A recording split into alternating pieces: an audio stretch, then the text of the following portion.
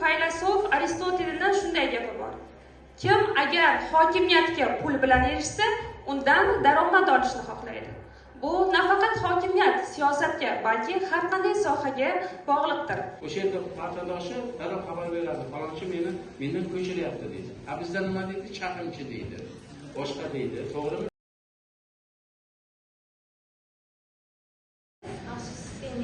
Savildorman. Hozir mana shu tadbirni tashkil qilingan Adolat sotsial demokratik partiyasi a'zolariga hamda Toshkent tibbiyot akademiyasi ma'muriyatiga o'z minnatdorchiligimni bildiraman va ayni damda Zulfiya nomidagi maxsus stipendiya sohibasiman.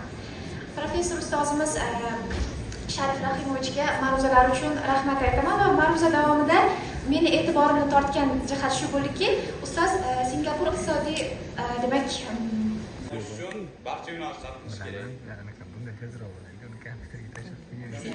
Demasda ham ko'plab ishlar amalga oshirilmoqda, jumladan daxlsizlikni saqlagan korrupsiyaga qarshi kurash jamiyatiga biz xalqlar